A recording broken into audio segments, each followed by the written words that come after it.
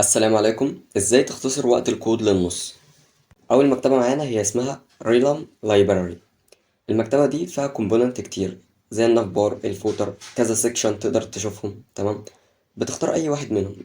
نفرض اللي احنا اخترنا ناف بار، بيبقى فيه كذا شكل، تقدر تختار النسخه الفري. تمام، بيبقى ظهر لك كذا شكل قدامك، تقدر تشوف اي شكل منهم وتقدر تعمل له ريفيو.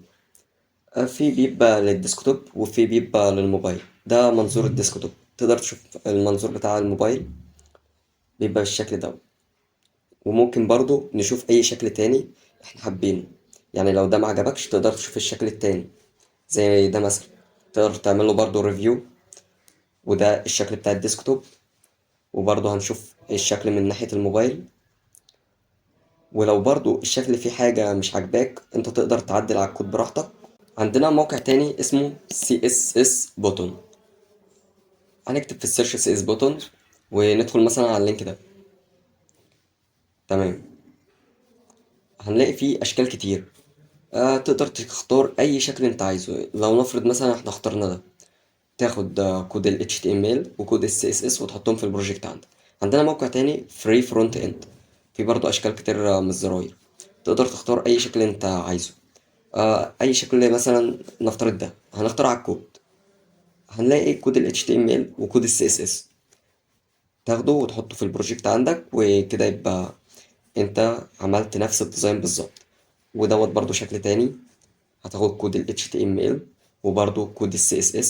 وممكن برضه تبص على كود ال CSS، ممكن تستفاد منه كود ال HTML. وده الشكل عندنا. لو انت لسه بتكتب الجيسون بالطريقة ديت فانت فايتك كتير وبتصعب على نفسك الشغل. عندنا موقع اسمه جيسون داتا AI. الموقع دوت بتقدر تعمل منه جيسون بكل سهولة. يعني انت عندك هنا بيبقى فيه كذا فيلد. تقدر مثلا تختار النيم وتختار التايب بتاعه وتكتب الديسكريبشن اللي انت عايزه. وتقدر مثلا نعمل الايدج ونختار التايب بتاعه ونكتب برضو الايدج.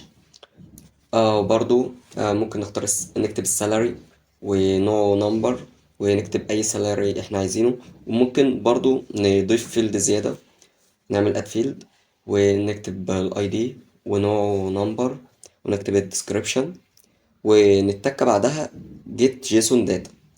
وما ننساش برضو الليميت ده بنختار احنا هنعمل كذا واحد، كام واحد. يعني هنا احنا عملنا واحد، ممكن احنا نعدل ونعمل مثلا اتنين تلاتة براحتنا. اي رقم انت عايزه اكتبه.